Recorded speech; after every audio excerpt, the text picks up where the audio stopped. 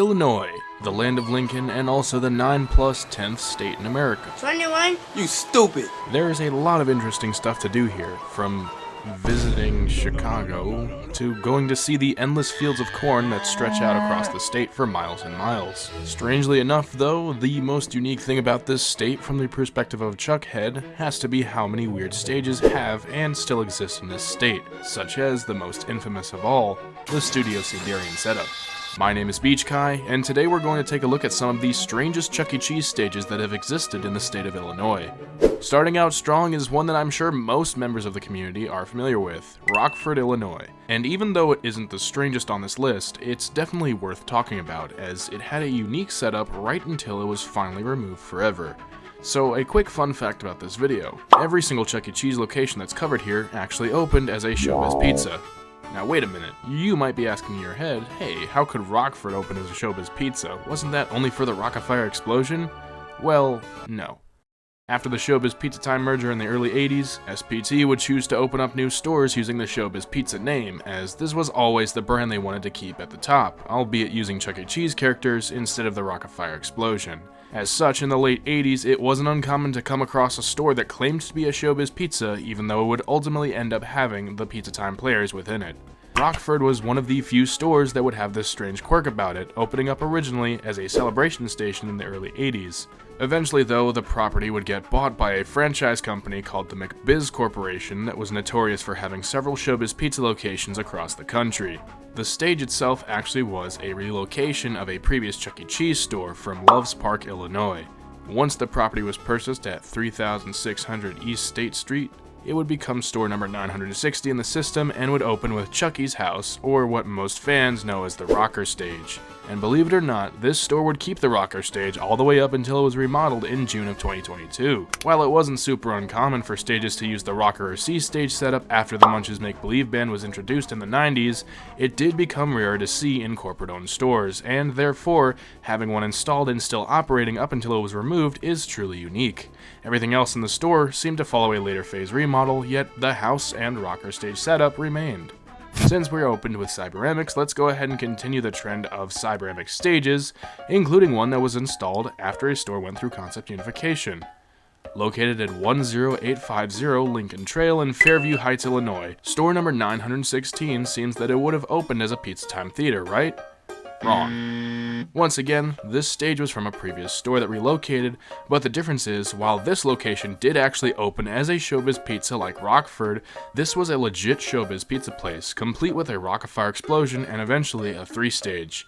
However, for some reason, it was removed entirely, and this isn't going to be our first run around with a 3-stage that gets removed and replaced with something else in this video.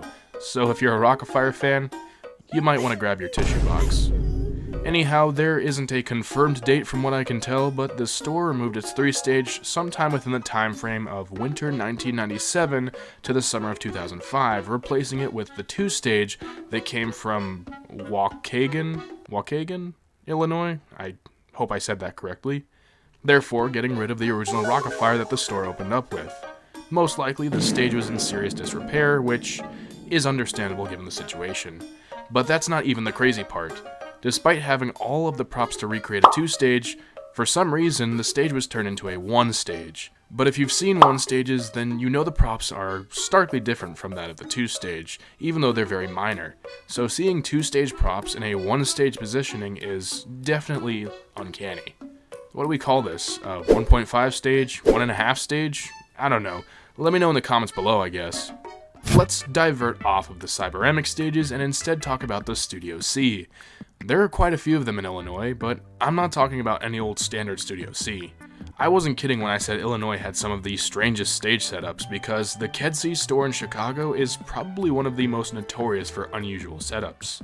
The store is affectionately called Kedzie due to the address of it being 5030 South Kedzie Avenue.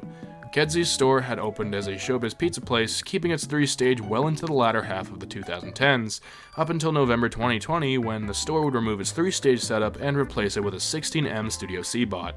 Now for those unfamiliar, the 16M tag is an indicator of how many movements the bot has. Studio C bots were initially built with 32 movements, though eventually most would become 16 movement characters for easier maintenance and repairs. Apparently the 3-stage was removed due to it being harder to maintain, despite the bots being in decent shape upon removal. After the Studio C bot was installed, the stage continued to have upgrades done on it gradually over time. Let's break it down a bit more in depth. Obviously, the animatronic entertainment comes in form of the Studio C bot. It additionally had some of the Studio C Kappa detailing behind it from when it was still at Lafayette, Indiana, and it also had some unique props from a previous Colors of Light stage, being the Light Up Chucky signs. However, because of the different programming signals, the signs were just left on a loop. On top of that, the old 3-stage buildings behind the Kappa setup, as well as the spotlight for Jasper's guitar, are from the prior 3-stage, allegedly. So all in all, this stage setup is a bit like a Studio C 3-stage Frankenshow. Super strange, but also super unique, and despite having replaced the 3-stage, I still quite like the uniqueness that this Studio C setup has, where it incorporates 3 different stage setups into one. The next stage isn't super oddball, but it's definitely a rare type, especially now considering that it's the only one left of its kind. Located on 2369 MacArthur Avenue, we're going to look at store number 47, known well as Springfield, Illinois, a former showbiz, home to the very last CU1 stage in the world. The CU1 stage is not anything that looks super remarkable on paper, but it has several unique traits to it that other stages don't. For starters, the CU1 stage obviously still uses the Creative Engineering built former Rockafire bots, which checks out as this store was formerly a Showbiz Pizza that would go through concept unification. In late 2010, however, 3 stores were subjected to a test remodel of the former 3-stage called the CU1 stage, which I believe is short for Concept Unification 1 stage. This name, of course, is appropriate because these are former 3-stage bots that went through Concept Unification, and they are now lined up in a way that is reminiscent of the Cyberamic 1-stage setup. The major differences, however, are the lack of any on-stage props or prop characters, now being replaced with a backdrop of some kind, and instead of being known as the Munch's Make Believe Band, the band now goes by the name Chuck E's Make Believe Band, which is, a thing.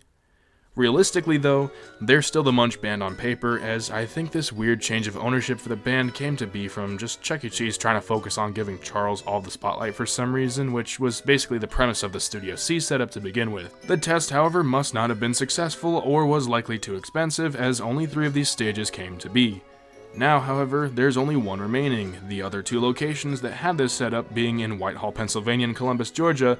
Both were remodeled to 2.0 sometime last year. Because of this, Springfield is the last of its kind to have the CU1 stage setup, and because of this, it is now incredibly endangered, and is also the last place in Illinois where you can see a true original set of CEI-built bots located at an original Showbiz Pizza. Then of course comes one of the most cursed stages, if you will. Darien, Illinois' stage, located at 7409 Cass Avenue, is strangely similar to Kedzie, except that it really doesn't change as much. The left and right stage curtains are closed, and instead center stage is occupied by the former Joliet, Illinois store Studio C bot and backdrops. But how did we get here?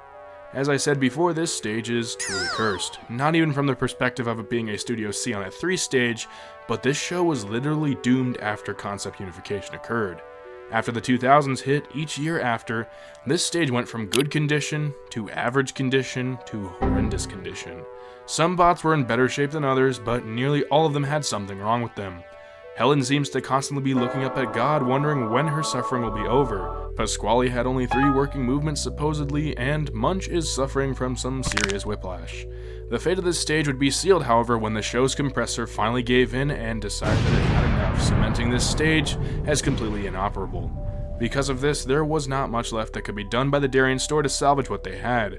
Therefore, the original 3-stage animatronics were finally removed, and in 2020, the Studio C from Joliet was placed on center stage instead.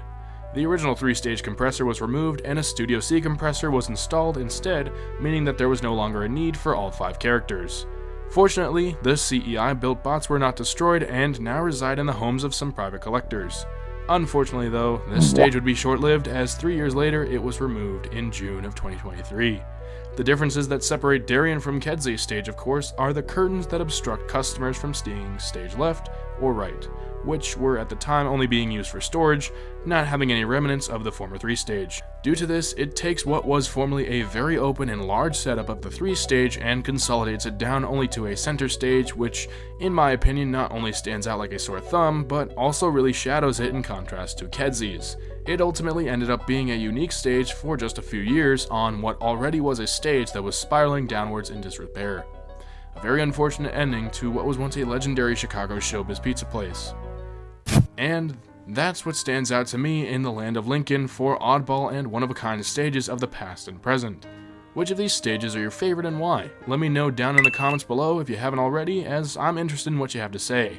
And if you'd like to learn more about oddball, Chuck E. Cheese, and showbiz pizza stages, go ahead and consider subscribing and let me know down below what you'd like to see me cover next.